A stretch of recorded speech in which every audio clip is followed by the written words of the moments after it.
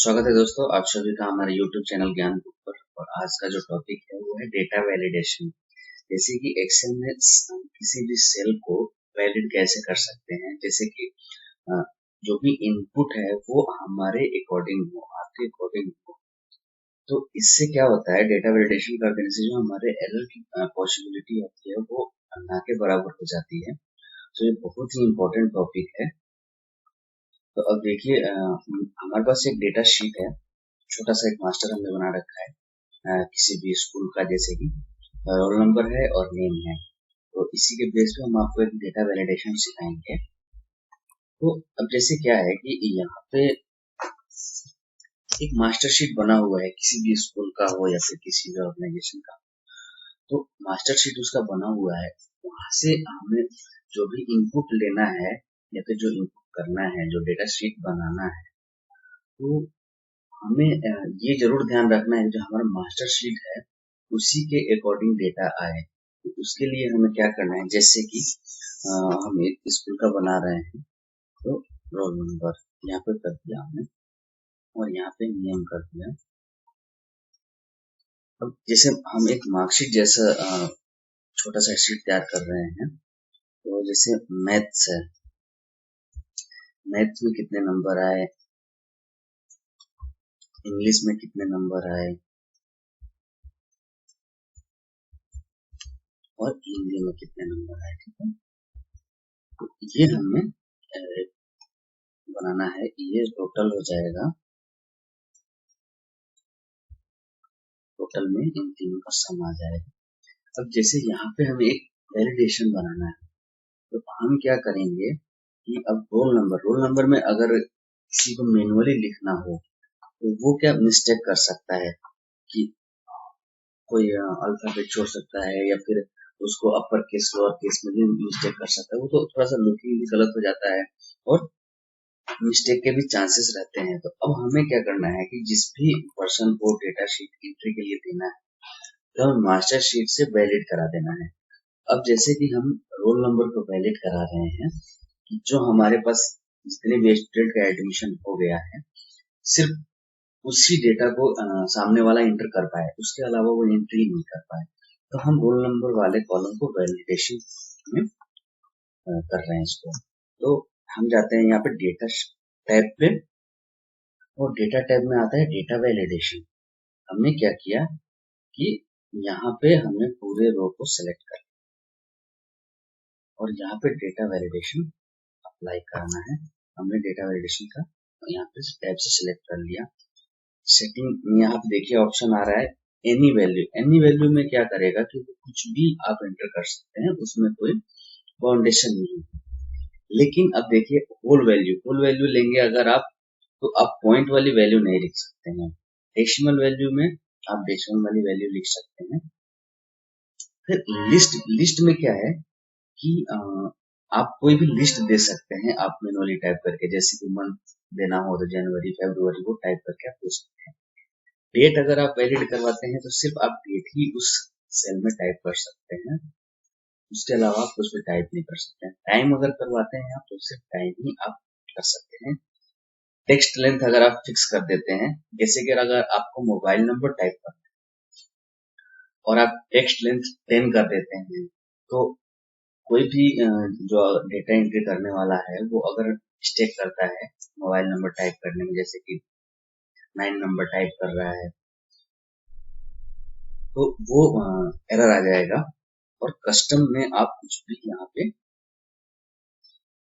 आप डाल सकते हैं। तो अब जैसे कि मैं एक एक आपको क्लियर करते चलता हूँ। एनी वैल्यू में तो कोई डाउट नहीं है कि एनी वैल्यू आप लेते हैं तो आप कुछ भी डाल सकते हैं, उसमें कोई दिक्कत नहीं। जैसे होल नंबर है, तो हम यहाँ पे अगर होल नंबर लेते हैं तो ये देखिए बिटवीन का ऑप्शन आ गया। बिटवीन का ऑप्शन में मिनिमम वैल्यू अगर आप दे देते हैं 50 और मैक्सिमम वैल्यू दे देते हैं आप 1000, ये आपने इस सेल पे अप्लाई कर दिया।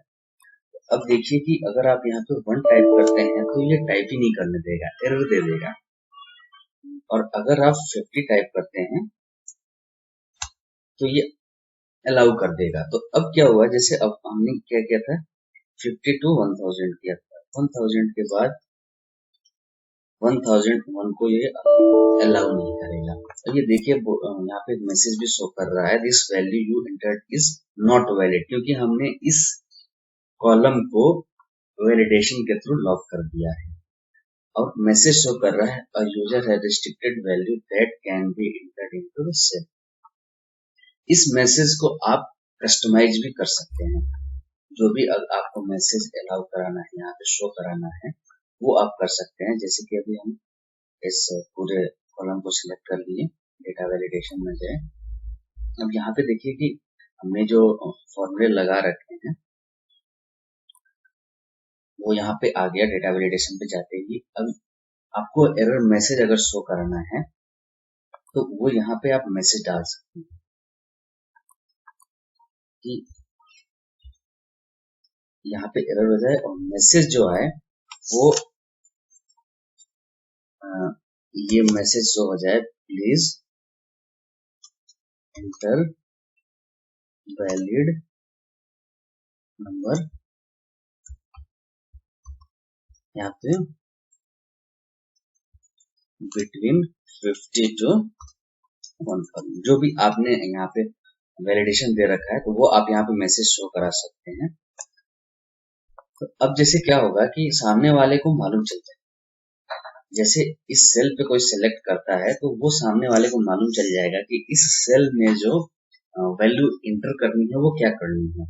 अब जैसे देखिए ये यहाँ पे दिखा रहा है कि please inter valid number between 50 to 1,000। ये यूजर को मालूम चल जाएगा कि इस सेल में, इस पर्टिकुलर कॉलम में हमें कौन सी वैल्यू डालनी है, कौन सा वैल्यू इनपुट कराना है। ऐसे ही अगर यहाँ पे आप जो एरर मैसेज आ रहा था उसको आप कस्टमाइज करना चाहते हैं तो फिर से सिलेक्ट करके डेटा वैलिडेशन पे जाएंगे और ये देखिए ये तो था कि मैसेज क्या शो करा है। अब ये था एरर मैसेज। एरर मैसेज में स्टॉप का सिंबल आ जाए, यहाँ पे एरर मैसेज यहाँ पे डाल दिया आपने, प्लीज इनपुट करेक्ट वैल्यू,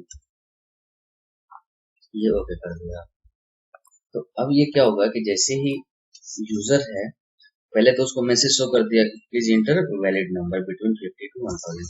फिर भी अगर सामने वाले ने ध्यान नहीं दिया और उसने क्या किया कि या फिर टाइप करने के टाइम पे मिस्टेक हो गया, उसने ये वैल्यू किया, जैसे ही एंटर करेगा तो उसको ये मैसेज आ जाएगा जो हमने वहां पे कस्टमाइज किया था, error message please input correct value.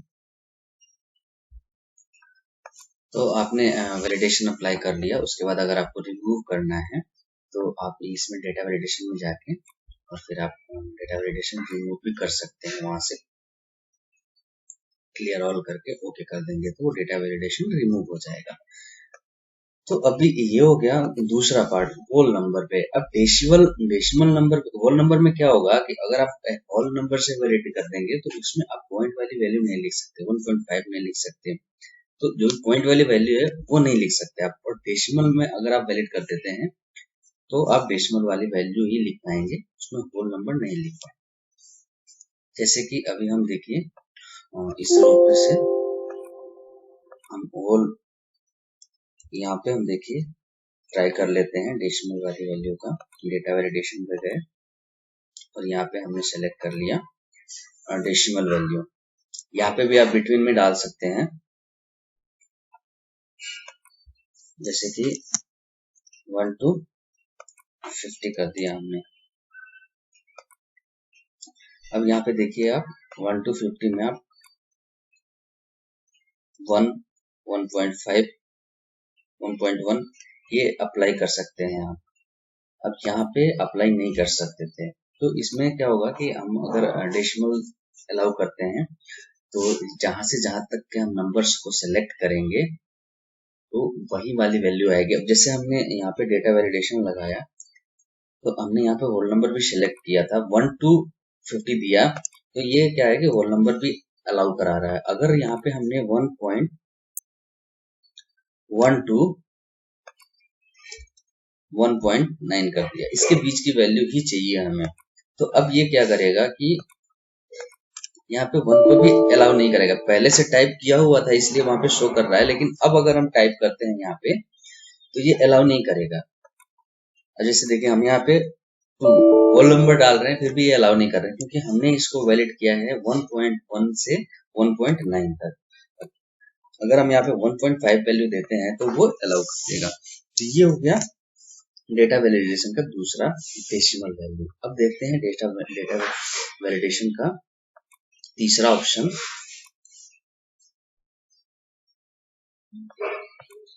List. List में क्या है कि आप एक लिस्ट इनपुट इसमें करवा सकते हैं।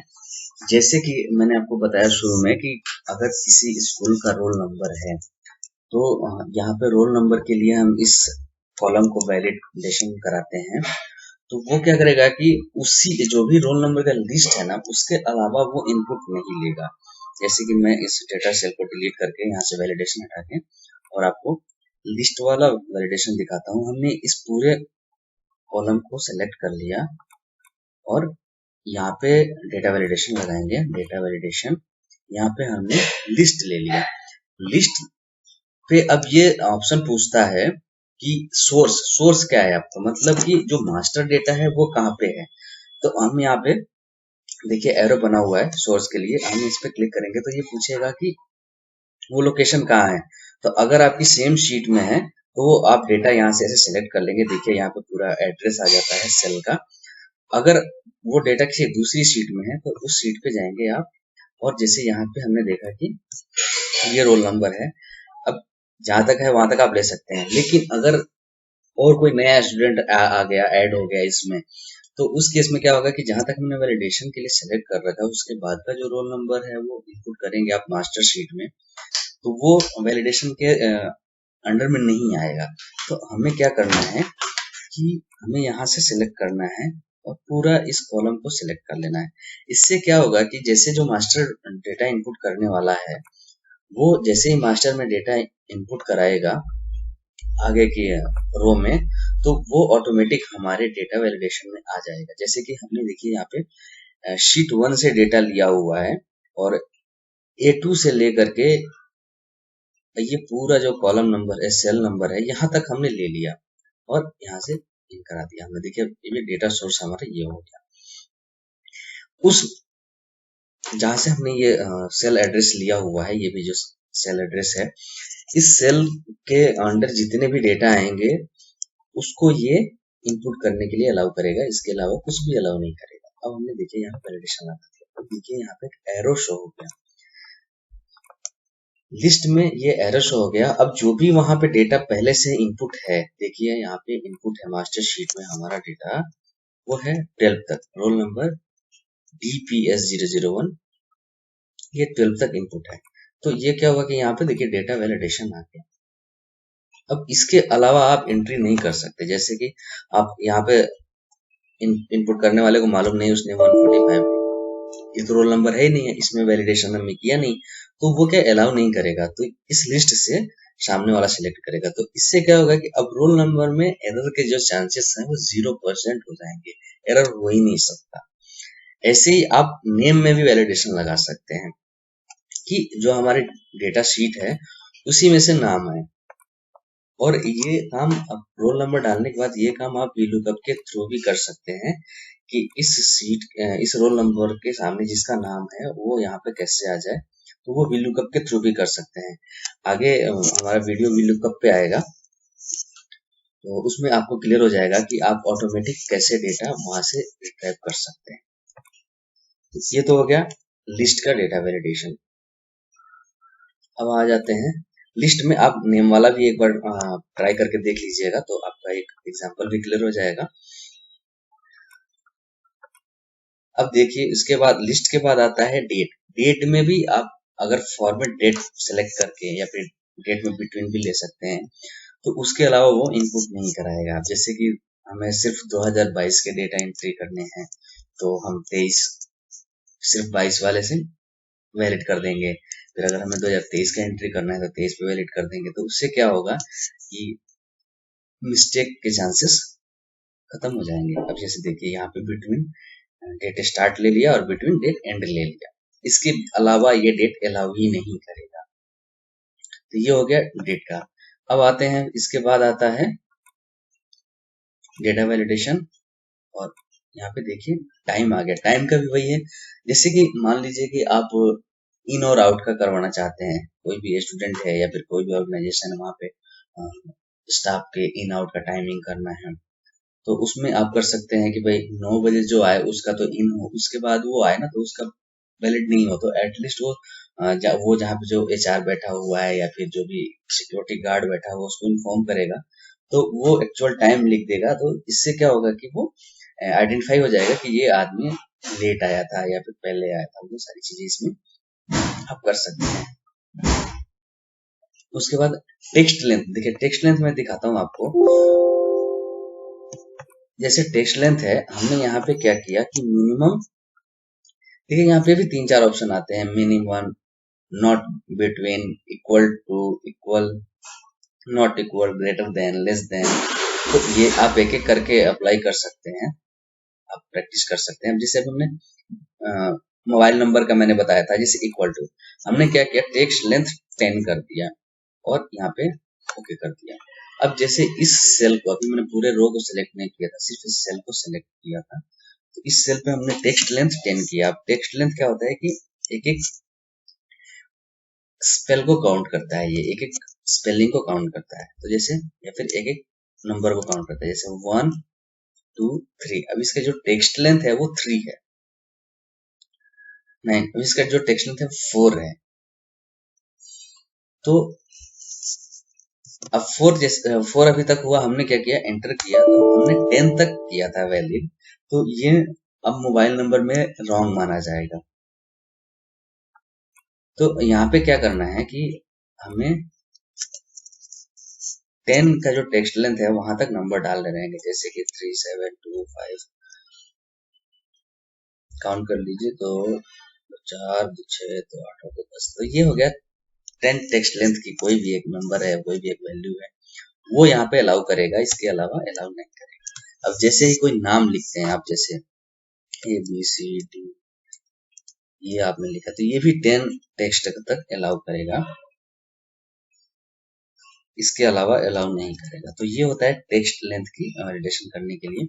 तो आप नंबर वगैरह में वैलिड करा सकते हैं, मोबाइल नंबर हो या फिर कोई भी चीज, जैसे रोल नंबर ही है, आपको मालूम है कि जो रोल नंबर है वो हमारा 5 टेक्स्ट लेंथ का है, 6 टेक्स्ट लेंथ का है, तो वो आप वैलिड करा सकते हैं। तो यूजर इनपुट करेगा तो वो उससे ज्यादा कर ही नहीं सकता है। तो ये भी एक मिस्टेक रोकने के तरीके हैं, ऐसे भी आप मिस्टेक रोक सकते हैं। अब आता है डेटा वैलिडेशन में,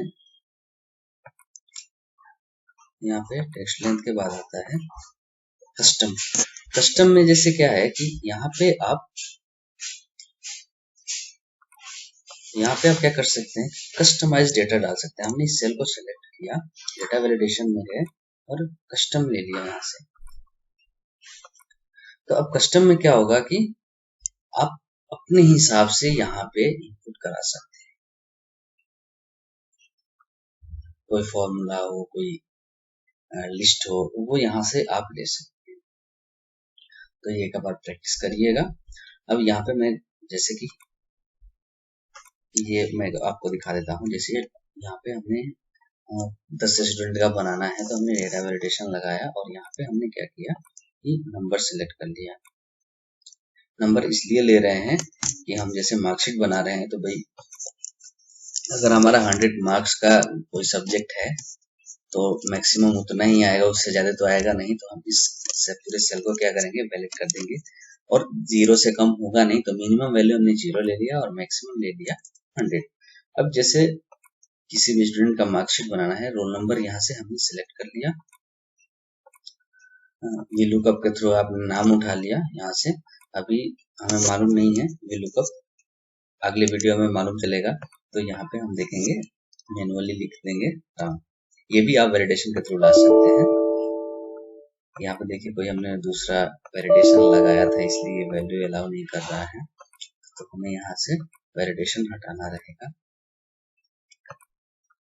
ओके कर दीजिए। अब वैलिडेशन हट गया, आप यहाँ पे कुछ भी ट्राई कर सकते हैं। नाम हो गया। अब मैथ में उसको अभी हमने 100 पे वैलिड किया है, 101 नंबर मिल गया, तो ये बोलेगा कि गलत है भैया, इतना तो नंबर नहीं मिलेगा। जितने का क्लास है, जितने का सब्जेक्ट है, उससे ज्यादा तो मुझे मिल सकता। तो ये हो गया आपका, 100 से ज्यादा अलाउ नहीं करेगा, तो इस स्टूडेंट को मान लीजिए कि 99 मिल गया। ऐसे ही इसको 95 मिल गया, फिर इसको हिंदी में 92 मिल गया, और ये टोटल वैल्यू जो हो गई वो सम के थ्रू, ये हमें सम के फॉर्मूले पहले की वीडियो में बता रखे हैं, तो आप यहाँ से सम करके निकाल सकते हैं। तो ये एक डेटा वैलिडेशन का एग्जांपल हो गया। आप प्रैक्टिस करिए, अलग अलग शीटों पे अलग अलग मास्टर बना के आप अप्लाई करिए, देखिए आपकी जो एरर की संभावना है वो बिल्कुल 0 के बराबर हो जाएगी। वीडियो देखने के लिए बहुत बहुत धन्यवाद, और चैनल को सब्सक्राइब जरूर कर लीजिए ताकि आगे आने वाले जो वीडियो है वो मिलता रहे।